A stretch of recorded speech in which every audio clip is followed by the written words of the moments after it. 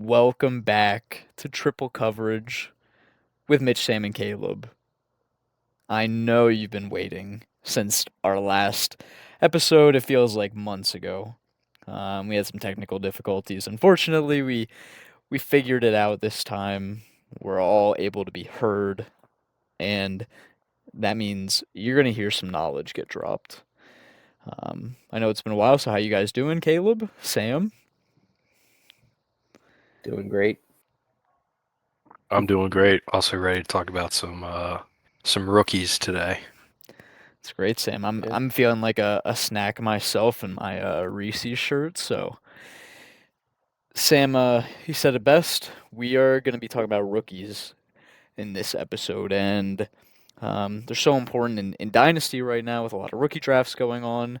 Uh, and we have the schedule coming out tomorrow. Do you guys have any thoughts on that before we get to it? Vikings with two international games in a row. I know Caleb's a little sauced.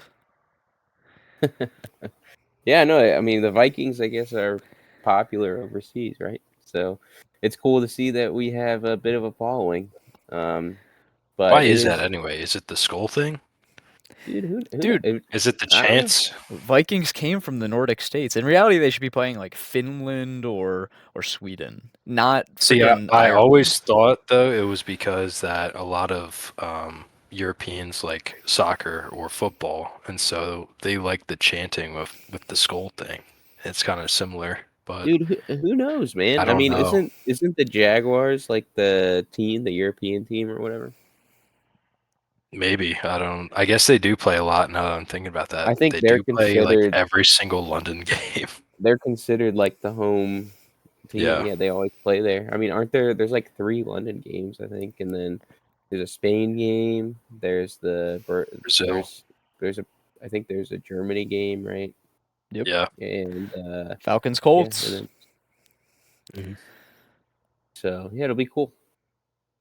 I'm just happy the Steelers aren't traveling as much as they did last year. So, It is crazy though for the unfortunately, the Bengals though are traveling the least. So of course, yeah but for the NFL's Vikings not rigged. the Vikings though they have to go back to back. They have to go to Ireland, Yeah, Dublin, and we'll then see they you have to guys in go to Dublin. Tottenham. Yeah, that's kind of crazy to ask that of a team though. But Yeah, who I don't cares? know. Nick thinks the Steelers are going to win that game, which I guess we'll see. But You mean the defense is going to win that game? yeah, Yeah, it's so far away. I mean, we don't really know. I think it's probably about week 8, week 6 or whatnot, but I did see for the Cowboys Eagles Comes week game 4. though that they have the Eagles as of now favored by like 6.5 points. hell yeah, I'm betting the Cowboys on that one. The Eagles raising the Super Bowl banner in front of the Cowboys at home, like at the Eagles home. Oh, the Cowboys are they're gonna put so much effort into that game. I think it'll be close. I do think the Eagles will win, but I don't think it'll be by more than 6.5 points. So I am on your side, Mitch. I kind of am too. I mean, they now have the superstar that is George Pickens. So I think they're unstoppable now.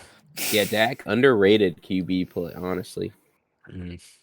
Yeah, I'm so excited for the season. It's just a short, just under 4 months out. But today we're worrying about the rookies, and we're gonna be talking about how rookies that we perceive have value. It could be for a championship winning team. It could be for a rebuilding team. It could be for trade value. Just you know, say your league is full of Packers fans. Matthew Golden might be the player to have. You could trade him for $1 million in that league, but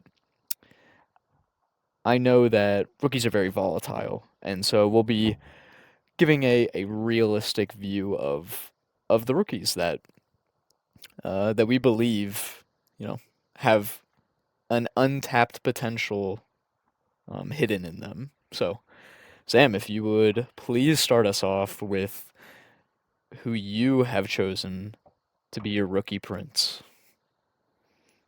So yeah, I'm gonna go into the wide receiver well again because I kind of enjoy that area the most.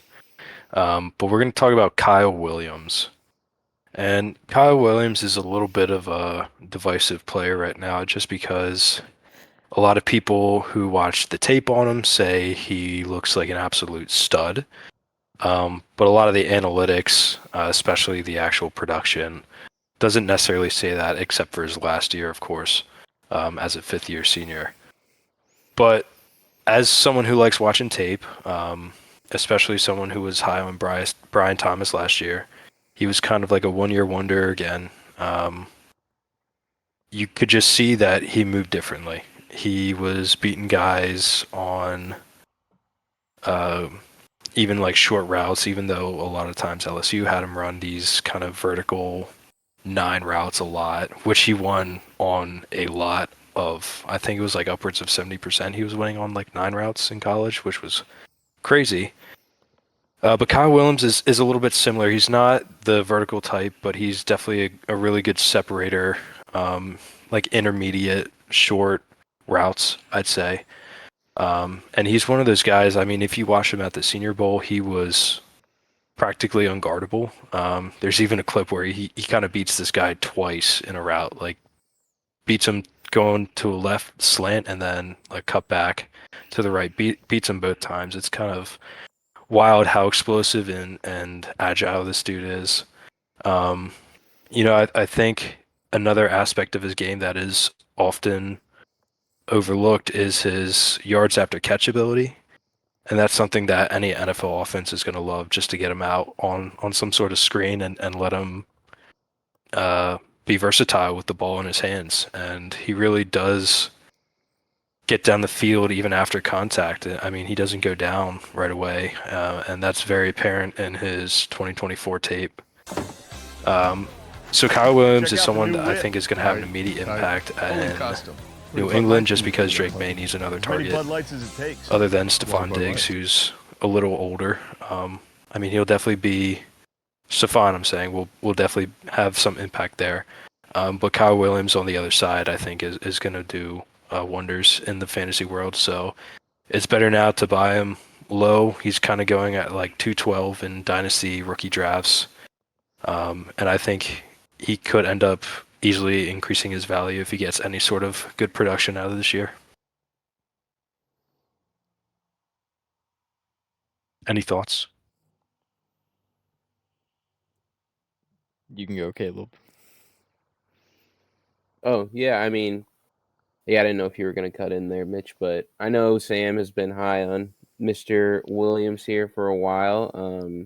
His ADP was really low when I was noticing in drafts, and it's funny because I was telling Sam to potentially trade down from the second round to pick him up, and because I figured he could have gotten more value out of his pick and trade down and pick up someone else and Kyle Williams. But I think he was smart in grabbing him at the 212 actually, because then in my rookie drafts for my other leagues later, I saw Kyle Williams going in the late second as well. So I was like, okay, maybe this is where his ADP actually should be.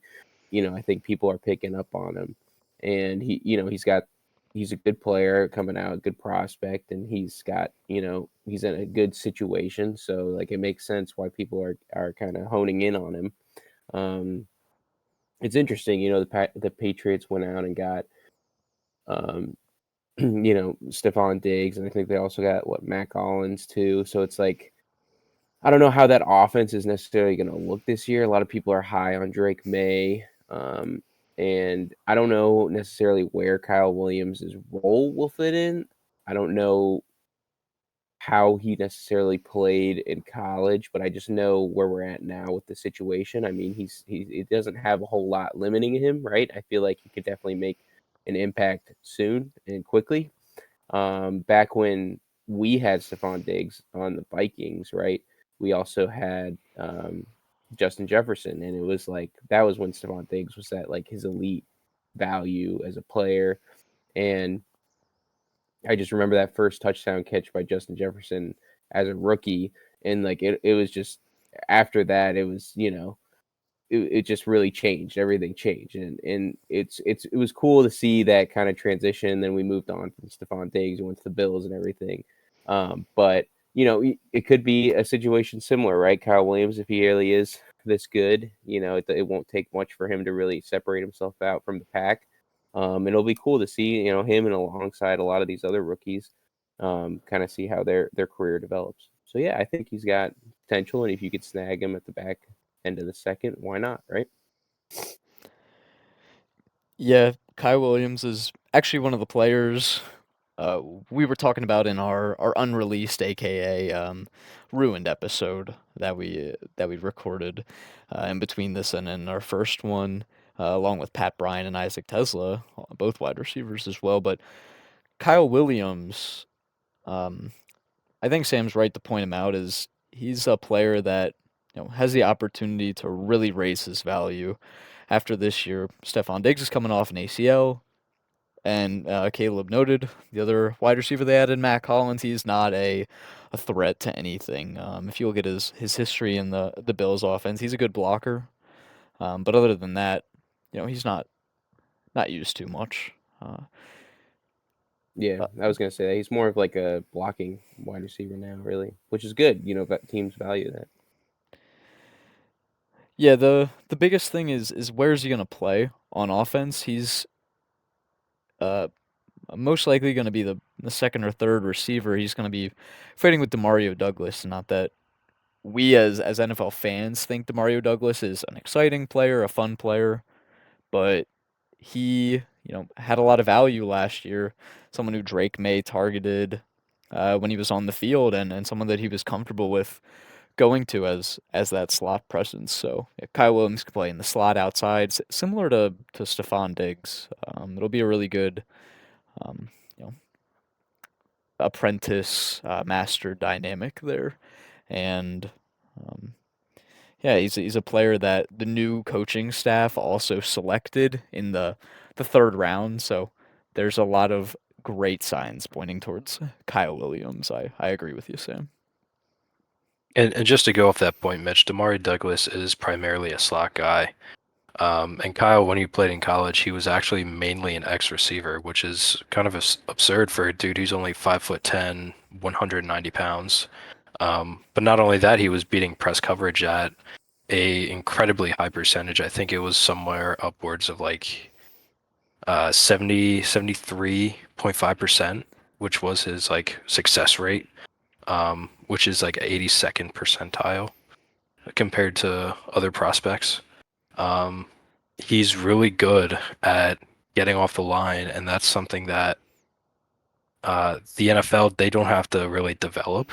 I think a lot of his development will come into uh, kind of crisp route running and making sure he comes back to the ball and stuff like that. But I do think that he has definitely a higher upside than um, even like a Stephon Diggs, just because they can get him in a gadget type of play where they give him a screen and then he goes off for a 50-yard touchdown, because he had a number of those in college. So I think his ceiling is actually a lot higher, or potential at least is a lot higher in that regard.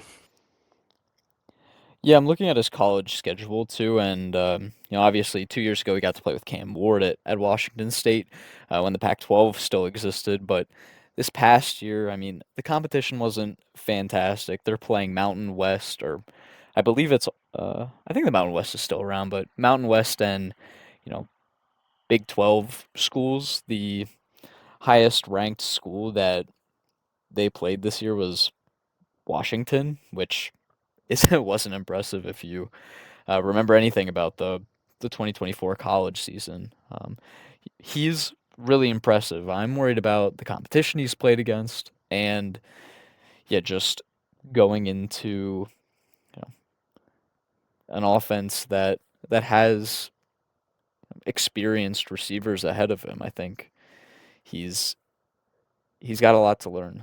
He's been fun to watch Yeah, in the little clips we've gotten to see here and there from him, though. I Wearing the was gonna say sweatpants.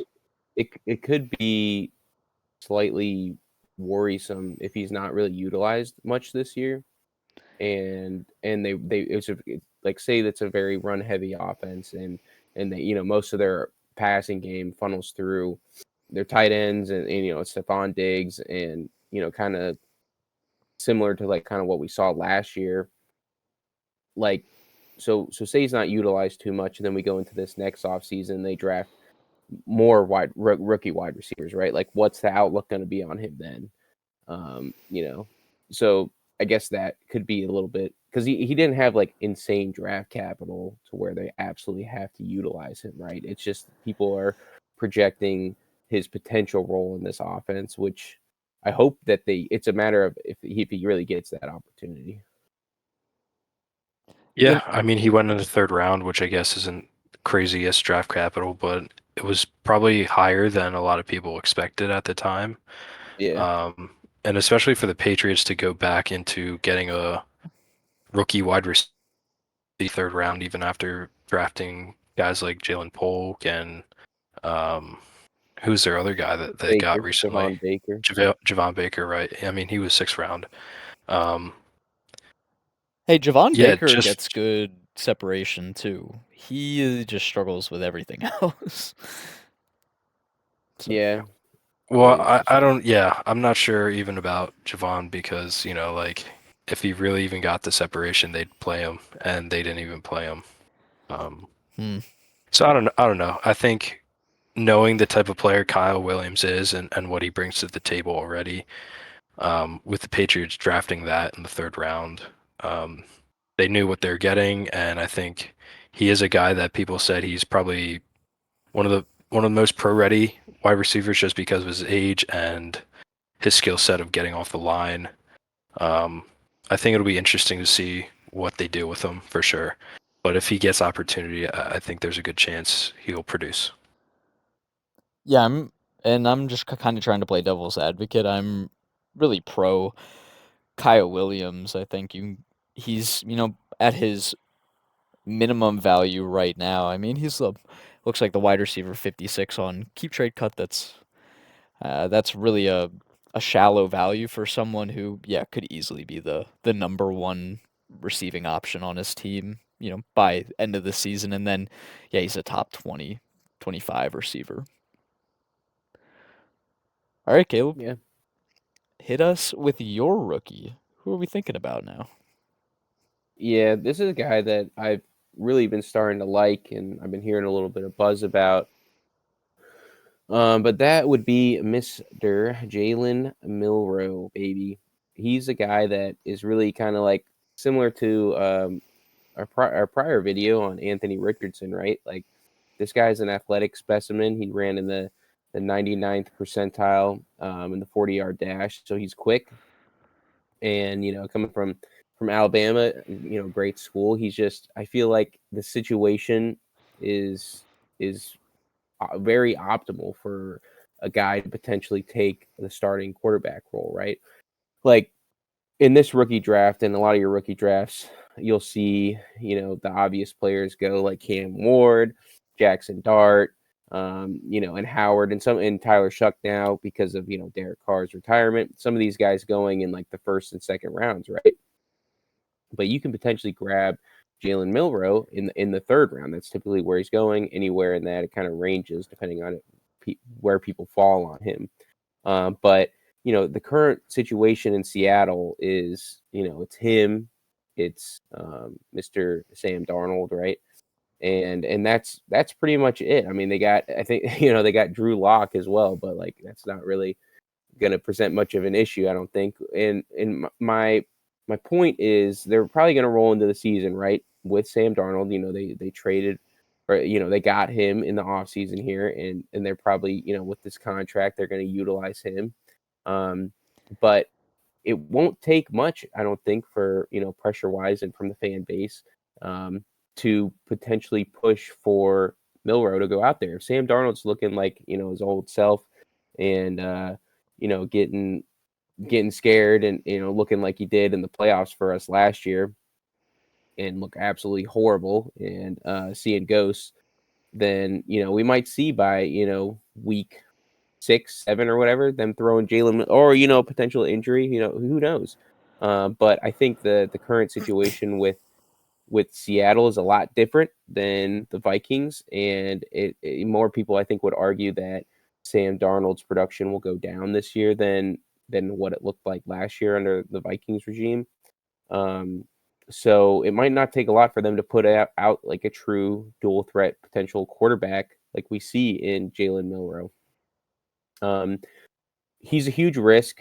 I like him in that he's one of the only players I feel like you could personally get in the third round of your rookie draft that could potentially be argued next season as should have been a a top 5 rookie pick, right? Because of the potential. So say, mid-season we see him thrown out there and he's doing well and he's putting up great numbers and he's rushing a lot, right? A lot of people are going to be super high on him for the next year.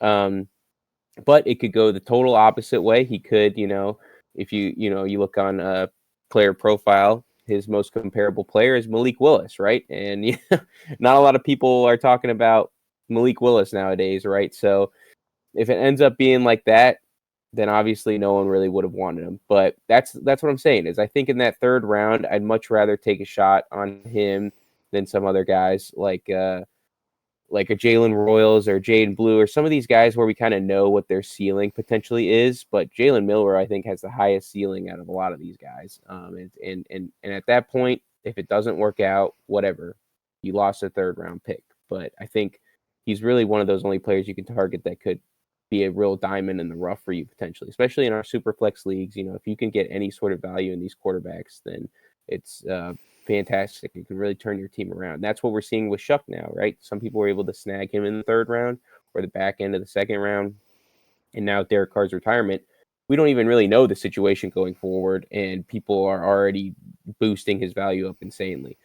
So Jalen Milroe is currently the QB 29. I mean, he's value. You can go out there and pick him up for a 2026 second, or if you're just really excited about him and his potential future, you can move off of guys like Matthew Stafford, or just trade him straight up with Tyler Shuck, or or the guy we were just mentioning, Anthony Richardson. So, but I would love to throw potential future draft capital at him, like a late second, to try to get him and see maybe, because if he does have a good year and he moves in there and by the end of the year he has that starting job, it's going to be pretty much impossible to grab him because people are going to be loving, talking about him all year next year. So yeah, that's my guy. I think he's got a lot of potential. He's very risky, but again, if you can afford to put him on your roster, I think it might be a good opportunity. Yeah, I I see him as a better Anthony Richardson myself, and the only difference is he's just behind Sam Darnold on the depth chart. Sam Darnold, Yeah, who essentially has a 1 year quarterback contract right now. He's getting about 30 million this year, and the team has an option to keep him after. yeah, So there's a lot of uncertainty in Seattle around the quarterback position. They're in you know a limbo period. If Sam Darnold, plays great and they win 10 to 11 games, I'm sure Jane Milroe will continue to sit behind, but there's already mhm, talk about Milroe fitting in some plays this season, so you're going to get to see those little highlights from him, which I mean are only going to help his ranking. Being one of the most athletic players in the draft. yeah. And they took Um, him in round 3, right? It's not like they took him in round 6 or whatever. I mean, So yeah. No, I was just gonna say I think Malik Willis is an interesting comp. Not one that I would use, just because Jaden Milroe's way more polished than Malik Willis. Really has a strong profile in his throws down the field, and obviously he's actually a throw first, running quarterback. Similar to Anthony Richardson, and that's why I like that comp way more uh, yeah, than Malik yeah. That's just Willis. what player profile has him at, I guess, based on stats and certain physical traits and whatnot. It probably matches up with him on a stat sheet or whatever. But yeah, no, I just like him, and I think he has a good potential to be, something, right, that you could get out of your round 3 that you might not be able to get out of anybody else in that round. Um, Well, he went in so round yeah, two in our rookie draft, so round three in the I NFL think no, draft. But no, he went round 3, right? I thought he went No, round 3. he was round two. Oh, okay, maybe I was looking at. Yeah, I'm looking at. I Late. have my. I have up my other rookie draft right here. He went at the front half of the third round. So it's just kind of based on where people are at with him. So Yeah, I'll say yeah. one more thing about him. And Seattle, I don't know if their team's really set up to profile um, his strengths. Their offensive line is struggle. Has had a lot of injuries last year, but even before the injuries, never really got comfortable. And also the receivers don't really match Jaden Milroe's game. He needs, a true X, which they just traded away in DK Metcalf. We have a lot of slot players as the prominent receivers on the team right now in Cooper Cup and JSN. Uh, Mm. I mean that it definitely opens a role up for MVS or Torrey Horton to take over that X down the field deep threat role, or just a player who can stretch the defense a little bit and open some stuff up. Because Jalen Milroe, he's not I know he's not a Joe Burrow. He's not gonna pick a defense apart. He's gonna use brute force and really attack the defense. And if the defense is smart and Seattle's gonna run all these short routes for these, short to intermediate prominent players. I don't know if that really fits his game right now. Yeah, but I guess there's an aspect to it too where it's like you could potentially move off of a pure pocket passer like Darnold and move to a guy that could be a dual threat quarterback and kind of open up the field a little bit more for the offense. So if the team decides to go that way, if they're struggling. So I am someone who's not particularly high on Jalen Milroe, and that's because I kind of see him as a worse Justin Fields prospect. Um, just in regards to the actual analytics,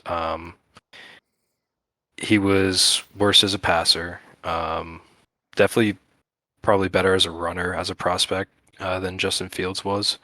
Mm. But I think athletically they're probably similar. Uh, the problem with Milroe is that he struggles to just do the normal passes. I mean, he struggles with some short passes where he'll just rocket it at a guy where all he has to do is a simple dump off. Um, and it's actually even weirder. Like he's actually a really good deep passer. I mean, what is Justin Fields? He's actually a decent deep passer. Because they can just throw the ball down the field. That's really all it takes. But his footwork, the actual decision making, and anticipating where receivers are going to go are reasons I think Jalen Milroe is not particularly NFL ready. Um, he does have, I guess, a potential to develop, but I think a lot of the times these dual threat QBs who struggle a lot with the actual passing part um, don't really turn out to be great QBs right away in the NFL, or may just not be good QBs at all. So yeah, he's high risk, but I err on the side of he's a little more rich, at least at a second round. Like I'd still rather take someone like Kyle Williams even in the second round just because I feel like their value will increase. I mean, if you take Jalen Milroe at a second round pick, you might have to wait 2 or 3 years before he actually even develops into someone who is a starter. Because if they thrust him, if Sam Darnold does get hurt and they thrust him into the position, I don't see him succeeding as well because he played in structure at Alabama. He had a great receiver in Ryan Williams, um, and he still didn't perform. Even in the SSC in 2024, he only threw for 5 touchdowns within the conference. I mean, he had 16 throughout the year, but within the SEC conference, 5 touchdowns. Yeah, which Um, is 9 games of their schedule. Right, but so that's like what people say is the most NFL ready, NFL adjacent um, league, right? It is SEC. So Yeah, but I'm just not seeing it. you're Because taking like you're even Bryce Young though, he was the last QB right before Milrow. He was in a similar structure, Mhm. and he produced as a QB, and to the point where people thought he was the first overall pick. And Jalen Milrow just isn't that dude. I mean, he's not a good passer of the football right now. He could potentially develop into it, sure. I mean, maybe he's like a Jalen Hurts type where they actually have to make a team around him to succeed. But he's not really like finding his second read and getting to that guy. He's not getting rid of the football. He'll take a sack instead. And if he doesn't get his first read, he looks like he's lost in the pocket, and that is not a good formula for a good NFL quarterback, in my opinion. So maybe he yeah has to do the Jaden Daniels and do the VR training He is doing that. to get. You haven't seen So that online? I have. That's where I got that from, Mhm. and that's what I'm saying. He's definitely a developmental prospect, and why I think second round is actually a little rich. Um, just because you can get someone who would easily increase their value their first year, I think. At least yeah someone who's a starter right away. But well there's go ahead. nothing. I get what you're saying, like of course, like especially in this QB class, right? A lot of these guys, I mean, you can either take like Chuck or even Cam Ward, the number one quarterback being drafted, right, for Tennessee. It's like a lot of them probably need to develop. A lot of them have flaws in their games, and we're not dealing with the Caleb Williams and these types of guys that were coming into the league with like super super high expectations. I think most people even expect Cam Ward to come out and struggle, and I get it. Like he probably is a developmental prospect, but what I'm saying is that it doesn't take much for his value to potentially skyrocket, right? Even without necessarily proving anything. And that's what we're dealing with. We're in a dynasty community where it's all about perceived value. And if he starts to get that, does is take all it takes is him to go out there with a starting tag for his value to just go up. Probably like at this point where he's at right now, his value will go up probably 30%, just by him getting that starting role. And then you could, if you're not high on him and you just have him on your bench and you're hoping that you would run into that situation where his value goes up, you can then sell him for an early second or maybe even a late first. It's all based on need, and with QBs and super flexes, that's all it takes, right? Tyler Shuck is now being sold crazy because people now see him as the go-to starter for the Saints this year, and it's like we haven't even seen anything, and people are trading for him, and it's like that's my point is not only are you dealing with a guy that has a good situation, to potentially become the starter, and you could move off of him for good, and get a value win on him. But not only is there that, but there's also the fact that he could actually be something, right? He's got that athleticism, and he's got that that uh, that aspect to his game that can really separate him out from some of these other pocket passers in the league. Unfortunately, I was never really able to get him in, and he never fell to me. I didn't have any second round picks in our leagues this year, and then I just had late thirds, and he never fell to me. Um, and I want to get him, and I'm probably going to potentially try to go out and acquire him somehow, but I do not have any shares, and I wish I did. I Yeah, and look, I get that he's developmental, whatnot, but I think people forget that this QB class is considered extremely lacking in QB talent. I mean, Cam Ward's your closest thing to a decent, close starting QB. Um, I mean, even in comparison to like last year's, right? He's how would you rank him even in last year's class? Is he He'd probably worse be like than behind Penix. Penix? Yeah, he'd be behind. no, he's fourth. He's in front of S- Penix. You think he's in front of Penix? Okay. And I get that, but that's still like okay, the next QB off the board then, Jackson Dart, where does he compare? Like he's not going above any of those guys. So I mean, Yeah. it's just the talent in the 2025 draft for QBs just wasn't exactly there to begin with, and so that's why I'm a little suspicious of Jalen Milrow in the first place. And even someone, who is like they think is a startable dual threat QB, you have someone like Anthony Richardson, right? Who went, what was it, fourth Fourth. overall Mm-hmm. to the Colts? So I mean, I think that's way different for someone like Anthony to go fourth overall compared to someone who goes late third round. I think they're projecting him as a decent backup for the Mm. time being. And if he does develop into more, I mean, yeah. And like you said, if he gets that starter tag and you just want to sell him for an extra bit of value, go for Yeah, it. I think that's all it takes. But I think when he actually starts playing is when you'll see the value drop. Is what I'm trying to say, Hmm. especially Yeah, if it's this year. but once you get past those first 15 picks of your rookie draft, you're really taking a shot on all these guys, right? Like, uh, that's what I'm saying. It's like I get what you're saying with Kyle Williams and like potentially the safety and the role and everything, but what I'm more aiming at here is value, and how he's evaluated right now is really low, and it won't take much at all for his value to skyrocket. So I don't even like the word skyrocket though, because even if he becomes a starter, like I think you'll see right away that he's not really a starter. That's the problem. No one projects him as a starter coming out of college. Yeah, but Um, it's he's also his he's definitely team. developmental. It's also his team situation. I mean, if he went to the Saints, he's a starter. If he went to, um, give me another team. well, just uh, any team with like Steelers. yeah, like any team Steelers.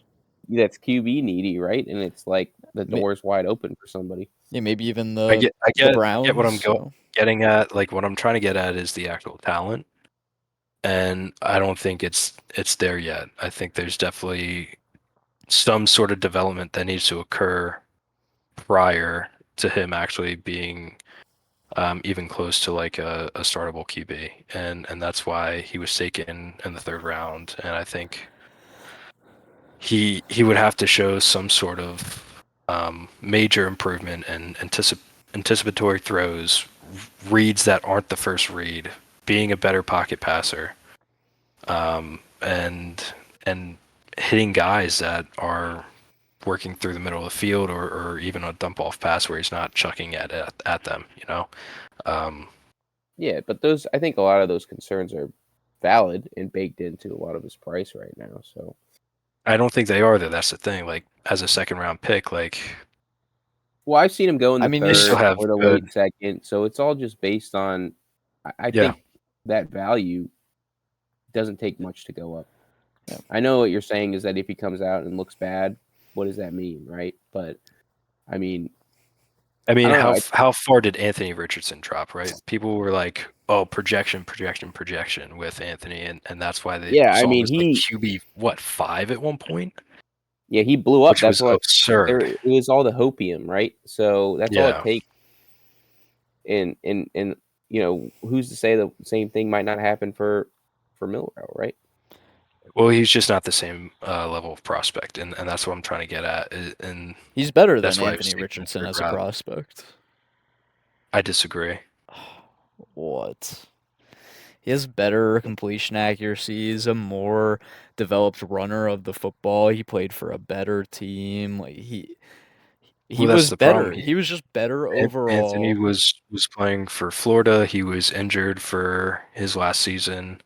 Yeah, There but are definitely more question marks. he had a first round pick he was thrown to and Ricky Pearsall on that team too. I'm not saying that like Alabama was a better team because of Jaden Milrow. Florida was like barely going above 500. They went like 7-5, I think his senior year, or 8-4. Yeah.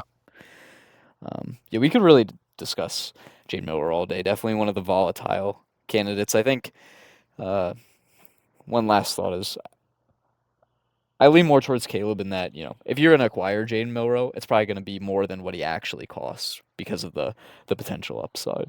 Um, He also did go in the third round in our draft. He Thank you went for at the 30. He for the went at fact the check. 303. 303. Yeah, so he went right around where he did in my other draft as well. He went to Coco at the 303. Hmm. I Shout out. guess I thought he was going to like 208. That's Yeah. what I thought. That was But Shador. yeah, Whoa. that's terrible too. Well, Reed took Shador there. So Yeah. there's one more rookie we need to talk about, and we are doing quite terrible on time, so I'm gonna try and be quick. My player that I think is not only a great value but has a ton of upside potential is Jaden Higgins for the Houston Texans. A player with better draft capital than the ones we've been talking about, mid-second round to the Texans.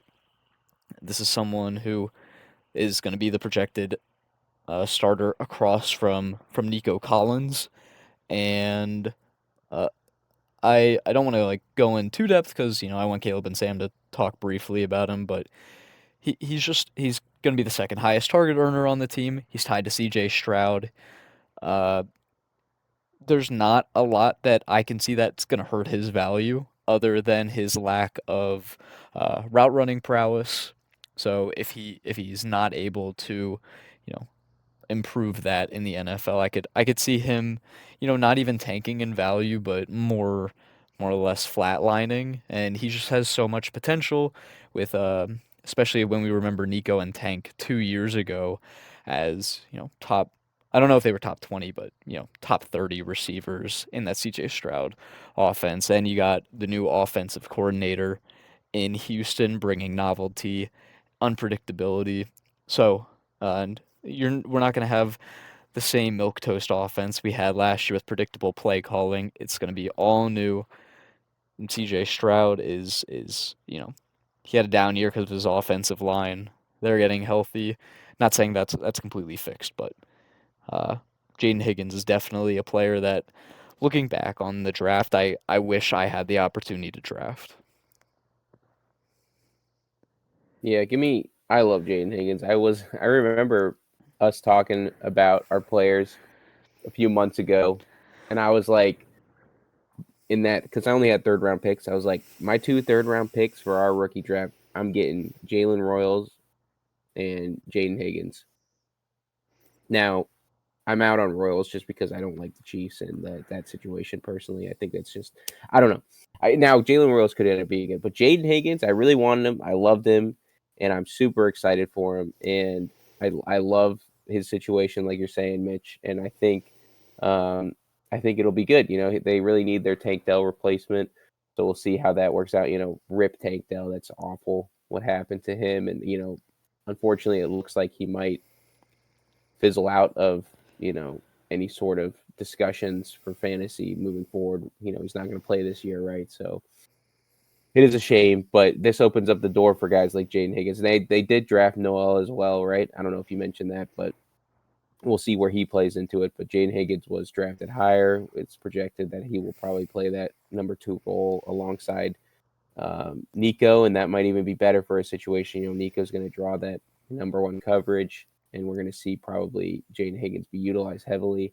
And he was an awesome. I really liked his profile, looking into him, and prior to the draft, and I think it'll be awesome. And fortunately, I think people might be hesitant on him considering that he's not like, oh, in this opportunity role where he's going to be the number 1 and this and that. And so some people might be a little sour on him, but I think it might be an opportunity for him to be able to excel alongside Nico, and I really like him. So I like that pick, Mitch.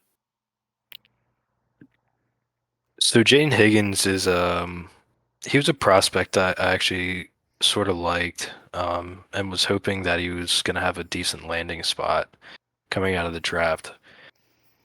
However, him landing at Houston is extraordinarily weird.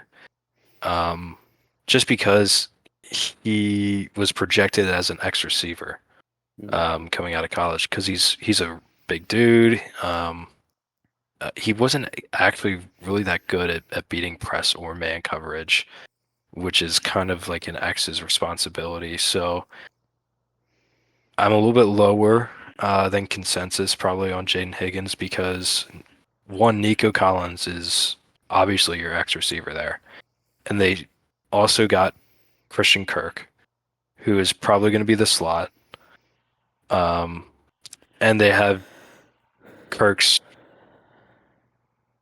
um, second coming, which is Jalen Knoll. I mean, he's almost the equivalent of Christian Kirk, in my opinion. My question is, where does Jaden Higgins really fit into this offense? And maybe he's like a big slot, just based on his actual route running. If you ever have the opportunity to look at what Matt Harmon posted about Jaden Higgins' success by route, there was only two routes he was higher than um, most on, and that was the curl and the screen. Everything else is red. It's a red tree. And essentially, it was the same thing as Keon Coleman coming out of last year, except Keon Coleman was actually a better prospect than Jaden Higgins. So I think Jaden Higgins really is actually going to be limited his first year. I'm not sure how he actually fits into the offense, and he's kind of a big question mark in my head. So I think second round pick is definitely a little too high. Honestly, I'd actually rather have Jalen Knoll just because he's more explosive, has better route running, and um, I think is just an all around better wide receiver. But we'll kind of see what Houston does with Jaden Higgins, if what they do can change my mind or not, because maybe he can be successful as like a big slot. But that's kind of the only way I see him actually getting any sort of separation in the NFL. So Yeah, on player profile, if you look him up, his best comparable player is Allen Robinson. So that's interesting. And he, his metrics looked really good outside of his agility score. He was all above the 75th percentile and everything else: speed, 40-yard dash. His catch radius, 94th percentile alongside his speed score. He has 107 athleticism score. The number three in the his athleticism score is the number three in the 2025 draft class out of all the wide receivers, and the 79th best of all time wide receivers. Behind Isaac So, Tesla, though. Got to remember sorry. that. Behind Isaac Tesla Yeah, in that go Isaac athleticism. Tesla. Yeah, I love me some Isaac Tesla, but we'll see how that shakes out on Detroit. But yeah, no, I think he looks good. So we'll see. We'll see how it shakes out, but it'll be cool to see what he can do. I have a lot to say about what Sam said because I don't even disagree that Jaden Higgins has a lot of different scenarios that could become of who he is as a player because he isn't well rounded right now. Yeah, he definitely does have a lot to work on, but that second round draft capital is extremely enticing. Being um like the fifth receiver off the board, and I would like to. Well, there's a couple things I want to say. So the second draft capital was one. Christian Kirk, don't believe he's going to be an issue in these two wide receiver sets. In Jacksonville, he actually wasn't on the field for two wide receiver sets. It was Gabe Davis and Brian Thomas Jr., or when Gabe Davis was hurt, it was Parker Washington and Brian Thomas Jr. So Christian Kirk is really their third receiver, and he's probably going to cut into Knowles' time more. So, in my opinion, the battle is between Noel and Higgins for that second wide receiver role. A lot of people are just saying that Higgins has it in the bag. I don't fully believe that, but he definitely has. He's going to be given the opportunity as being the higher drafted player. That's how it works in the NFL. You give your higher drafted player opportunities. Just look at Quentin Johnston. Dude has had issues for 2 years in a row. Chargers used him as a second wide receiver.